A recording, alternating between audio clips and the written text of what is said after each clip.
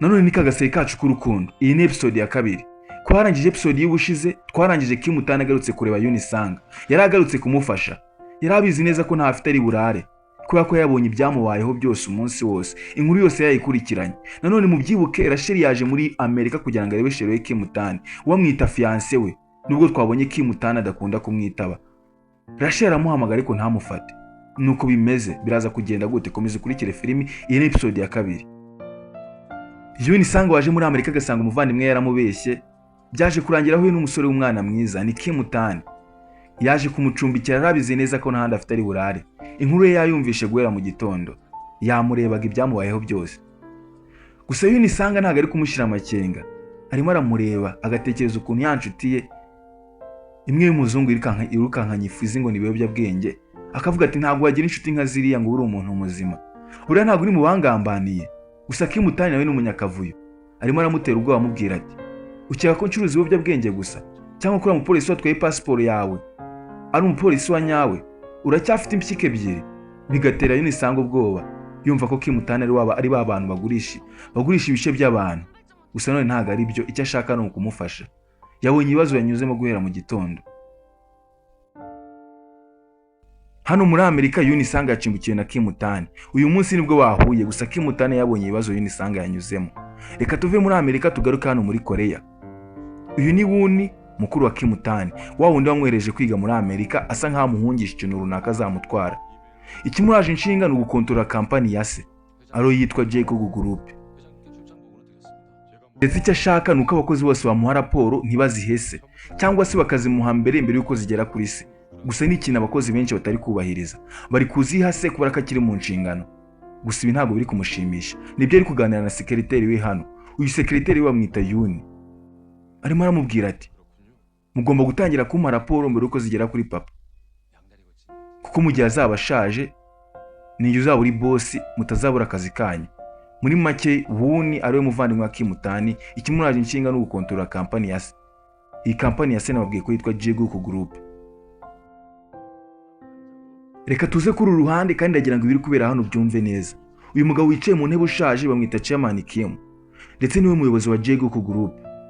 Ya kampani twabonye yoboye n'umusore witwa Wuni, umuvandimwe wa Kim Mutani. Muri make uyu Chairman Kim ni se wa Kim Mutani, ndetse akaba na se w'umuvandimwe we ari we Wuni. Uyu mugore bari kumwe bamwita Suku. Ni umugore wa kabiri wemewe n'amategeko. Muri make umugore basezeranye byemewe n'amategeko niwe Suku, n'uyu nguyu. Umugore wa mbere wa Chairman Kim yarapfuye. Gusa yapfuye bamaze kubyarana umwana. Uwo mwana babyaranye niwe Wuni, wa musore twabonye ari we mukuru wa Kim Mutani. Ikibazo gihari cyo kwibaza ni ukwibaza ngo nyina wa Kim Mutani we ninde, kuko uyu mugore wa kabiri wa Chairman Kim ari we Suku nta mwana babyaranye. Barasezeranye imbere y'amategeko gusa nta mwana bafitanye.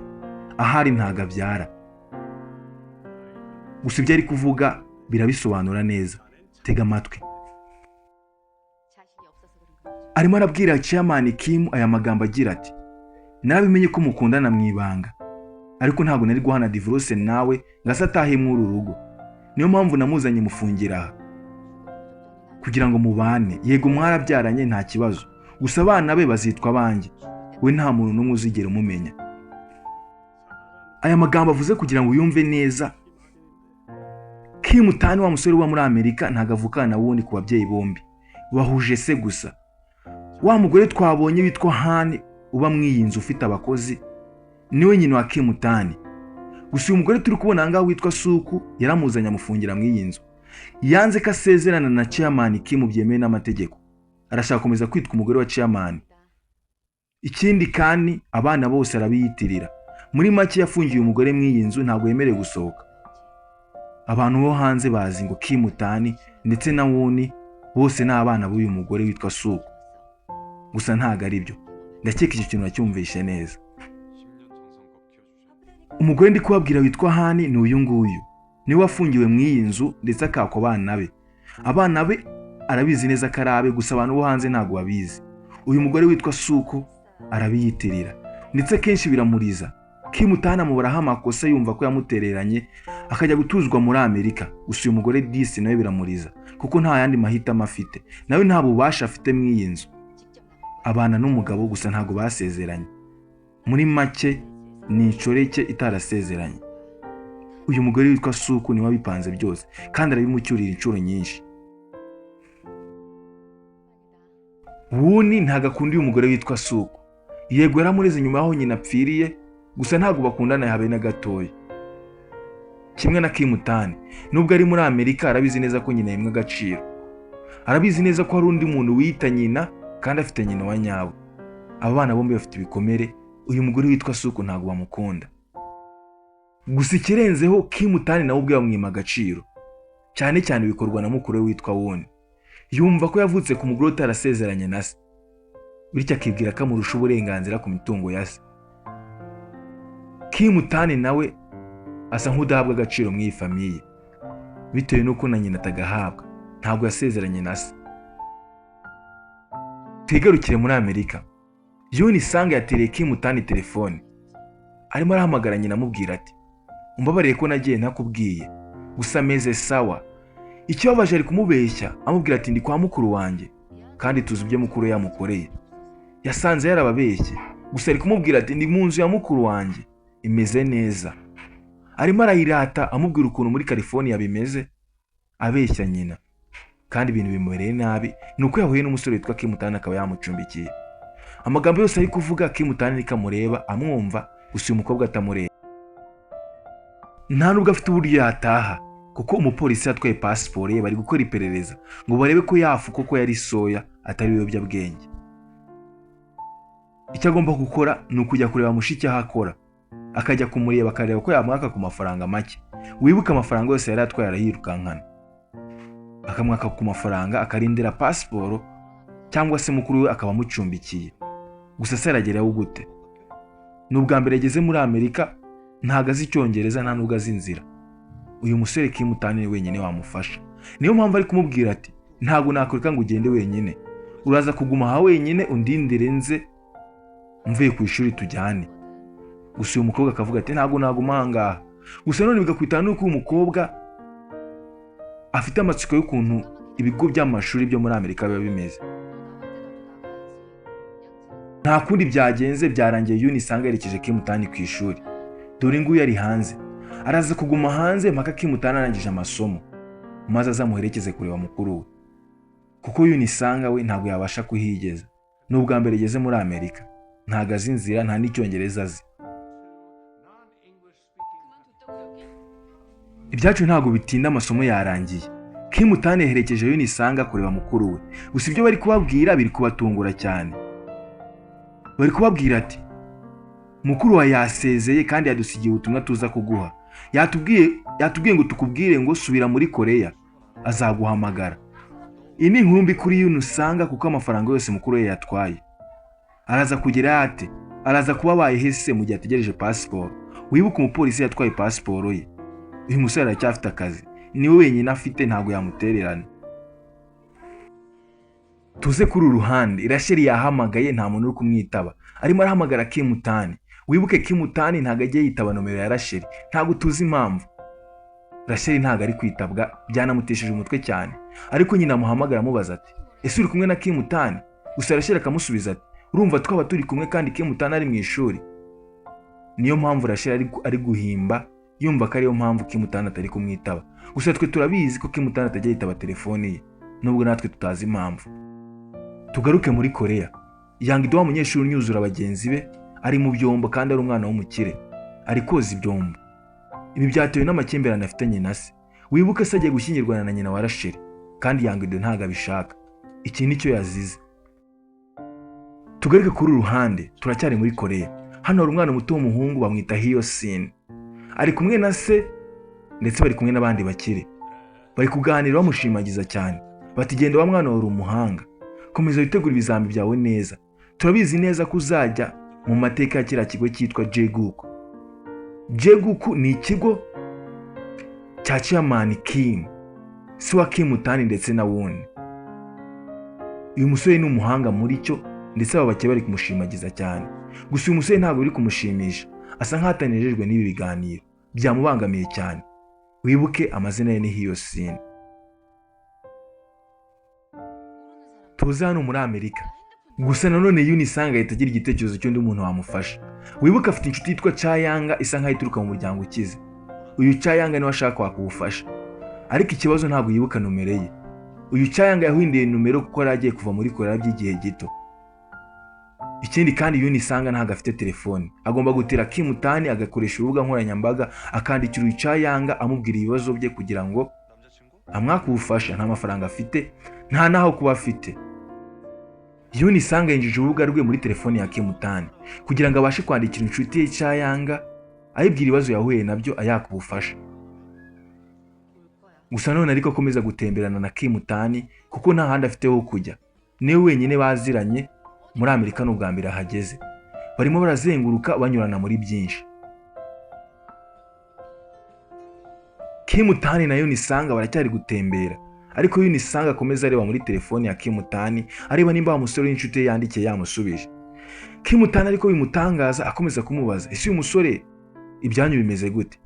Ko ndi kubona umwizera cyane, muri inshuti bingana iki? Gusa none Yunisanga akabica hejuru cyane amubwira ati umusore ni inshuti yanjye, twamaranye hafi 1/2 cy'ubuzima bwanjye, twarakuranye. Nindi gukomeza nsaba ubufasha kandi ndabizi ko ari bubume. Kim Tani disi yizeye uyu mukobwa cyane, dore amusigiye ifunguzo agomba gusubira akajya kuzana imodoka asize mu mujyi. Maze Yunisanga akaba asigaye mu rugo wenyine. Kim Tani yamwizeye cyane, dore batwereka mu gusubirayo Kim Tani ari kugenda areba muri telefoni ye. Wibuke Yunisanga yashyize urubuga rwe muri telefoni ye, ari kugenda areba chat zose yagiye akorana na wa musore yamubwiye inshuti ye, areba ibyo baganiriye byose, bimusetsa ndetse bimwe binamutera ubwoba ku mpamvu tutazi. Chat ndetse n'ibindi uyu mukobwa Yunisanga yanditse Kim Tani amaze gusoma ni byinshi. Gusa ibi Kim Tani asomye bimuteye ubwoba. Yunisanga yanditse ngo ndifuza ko Jegu ku groupe izahomba. Bimuteye ubwoba kubera ko turabizi neza ko Jegu ku groupe ari company ya se w'uyu musore. Ntago azi impamvu uyu mukobwa yabyanditse, gusa twe turabizi neza ko nyina w'uyu mukobwa ari we Yunisanga. Nyina wa Yunisanga turabizi neza ko akora mu rugo rwa Jegu ku groupe nyine kwa Chairman Kim, niho nyina wa Yunisanga akora. Mu gatabo Yunisanga asoma ka nyina arabibona ko nyina avunika, niyo mpamvu ari kwivuza ko Jegu ku groupe yahomba maze nyina ntiyongere gukorayo. Gusa uyu musore ntabyo azi, nta nubwo azi aho uyu mukobwa Yunisanga ahuriye na company y'iwabo, niyo mpamvu bimuteye ubwoba kandi bikamuta mu. Twigarukire muri Korea, hano ruwa gahinda kije ni Bona. Wibuke Bona ni shero wa musore w'inshuti ya Yunisanga ari we Chayanga. Arimo arabwira inshuti ze ati sheri wanjye yageze muri Amerika ariko ntago ari kumvugisha, namuhamagaye inshuro nyinshi ariko ntago ari gufata telefone. Inshuti ze zikamutera ubwoba zimubwira ziti muri Amerika abakobwa beza benshi wasanga ari bari kumwe nabo. Wibuke Bona afuhira sheri we cyane, ibiri kumutera ubwoba ndetse bikamutesha umutwe. Wibuke Yunisanga yandikiye Chayanga amubwira ibibazo yahuriye nabyo muri Amerika. Ubwo Chayanga nawe ari muri Amerika ni amahire. Yunisanga we ntabwo yarabizi, yarazi ko atari muri Korea ariko atazi igihugu arimo. Gusa twe turabimenye ko Chayanga nawe ari muri Amerika. Dore ngo uyu Chayanga arimo arikatisa mu restaurant two muri Amerika. Chayanga mw'iyi minsi ntabwo ari gukoresha imbuga nkoranyambaga ze, niyo mpamvu atarabona message Yunisanga yamwoherereje. Gusa none se bari kumubwira ati jya ku mbuga nkoranyambaga zawe urasanga ifoto na posting, umbwira uko umeze ushyiraho na comment. Twikomereze sasa ngaha filime igiye kuryoha, dore ngo Yunisanga yitegura kwigendera ari kuzamuka mesikariye arabona inkweto z'umugore. Dore ngo arareba agasanganira sheri. Wibuke twera sheri turamuzi, amaze iminsi hamagara Kim Tani ntamwitabe. Rasheli wamwita fiance we, gusa ntituzi impamvu Kim Tani atamwitaba. Wibuke bahuriye ku kibuga cy'indege abona agakobwa kajangwere, ntituzi ngo uyu munsi agiye kumukorera iki. Komeza urebe filime, iyi filime yaza kuryoha nabikubwiye. Ku kibuga cy'indege yaramunyuzuye atamuzi kandi ari umunyakoreya mugenzi we. None dore amusanze mu nzu y'uwo yita sheri we, aramugenza gute? Nawe urabyumva ibyo ari kumukekera, kandi Rasheli nta mikino agira, turamuzi n'umunyakiryo. Arabigenza ute? Kurikira unarebe. Dore ngo arasa nk'umanuka yarangiza akajugunya valise ya Yunisanga. Rasheli umutima we ntago ari mwiza, si ibyo nyine ari kumukorera, ahubwo dore ngo aramena imyenda ye amubwira ati fungura igikapu cyawe turebe ko utibye, uraha wenyine mu nzu itari yawe, ntago tukuzi gute utabatwaye ibintu bitari ibyawe. dore ngo aramumenera imyenda, ibintu bitari byiza na gatoya. Rachel w'umutima ntago ari mwiza, gusa yo nisanga nta kundi yabigenza, agomba gusubizamo imyenda yakigendera, n'ubundi ahangaha ntago ari iwabo.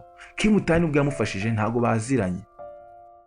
Yo nisanga n'ahandi yerekeye usibye ku kibuga cy'indege, arimo arashaka uburyo yakisubirira iwabo muri Korea. Ibintu byose yabitunganyije, gusa asanze yibagiye pasiporo. Wibuka umupolisi yatwaye pasiporo ye ntago arayimuha. Amahitamo nta yandi afite usibye gusubira kwa Kim Utani. Akareba agapapuro yibagiriweyo umupolisi yamuhaye agomba kuzamuha kugira ngo amuhe pasiporo. Gusa se biragenda gute? Umukobwa uri kwa Kim Utani ni umunyamishiha, gusa yo nisanga agomba gusubirayo nta kundi. Twigarukira ahangaha, Kim Utani yatashye gusa arababaye cyane, asanzwe yo nisanga yagiye. We na Rachel ntago bari kubyumva kimwe. Arimo arabaza Rachel ati, umukobwa wasanze ahangaha wamwirukanye? Rachel ati cyane rwose. Rachel we ntago ari kubyumva ukuntu we yita Sheri we wamaze amezi 6 badahura, ari kumubaza iby'umukobwa yahasanze aho kugira ngo amuhobere anamusuze biri romantike. Rachel ntago ari kubyumva, gusa Kim Utani nta kindi yitayeho usibye umukobwa yo nisanga. Gusa natwe turabizi neza ko yo nisanga ari kugaruka kuko yasanze nta pasiporo afite. Gusa amakuru meza hari nuko wa mupolisi wayitwaye yayihaye Kim Utani, kandi Kim Utani cyo cyakimuzanye kugira ngo ahe yo nisanga. Gusa asanze Rachel yamwirukanye. Dore ngo yo nisanga aragaruka mu gihe Kim Utani yibazaga ukuntu ari bumushyikirize pasiporo. Ariko Rachel bigahita bimurya mu nda, agahita azamuka akaza basanganira. Mu gihe yo nisanga atangiye kubaza ati, agapapuro polisi yampaye nta kwamboneye. Rachel agahita yitangurukana akamubwira ati, nakajugunye mu mwanda ubwo nari ndi gukubura. Yo nisanga n'umubaro mwinshi agahita yirukanka amubaza ati, ni muhe mwanda wakajugunye? Akirukankirayo agatangira gushakambura. Gusa Rachel ari kumubeshya nta nubwo yigize akabona. Ibintu biri kubaza Kim Utani cyane. Dore disi Kim Utani impuhwe nyinshi zigufasha yo nisanga. Arabizi neza ko ari gushakira ku gapapuro nta kari buhasange. Rachel amaze kumubeshya.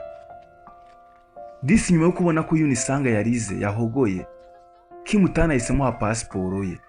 Ati, humura polisi yayimpaye, wikirirwa wirushya, ugiye gutaha mu mahoro, ugiye gusubira iwanyu muri Korea, wikongera kurira. Mwako kanya Kim Utani akimara guha yo nisanga pasiporo, dore ngo amabandi tutazi ikibazo afitanye nawe aramwirukansa. Wibuke Kim Utani afite inshuti nyinshi z'amabandi, twabonye aho inangwa ibiyobyabwenge, dore ngo yanga arabirukansa, ntago tuzi ikibazo afitanye nawe. Umukobwa yiboneye pasiporo, gusa bibaye ngombwa ko yirukanka. Aya mabandi amufashe nawe yabimuziza kuko ari kumubona na Kim Utani.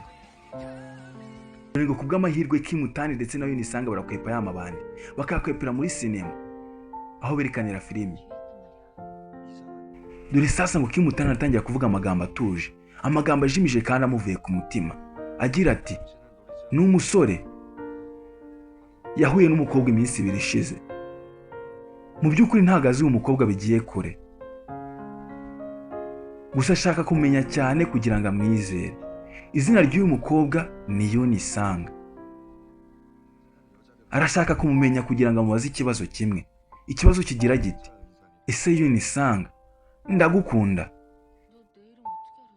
Sasa ngo yo nisanga aratungurwa. Izina Kim Utani avuze ni izina rye. We ntabwo yarazi ko Kim Utani azi izina rye. Gusa twe tuzi aho yarikuye. Yagiye mu rubuga rwe, cyane ko yo nisanga yarushyize muri telefoni ye. Birasa nkaho Kim Utani atangiye kwiyumvamo uyu mukobwa. Umukobwa wamaze iminsi 2 wahuye yonyine. Kandi tuzi neza ko nanone hari undi mukobwa witwa Rachel, umukobwa wo mu bakire usa nkaho wapfiriye uyu musore. Biraza guherera he? Nanga episode ya 2 irangiriye. Kora subscribe tubane kwiyicano. Iyi film ubashe kuyikurikirana. Ijyaho kuwa mbere, kuwa gatatu no kuwa gatanu buri cyumweru.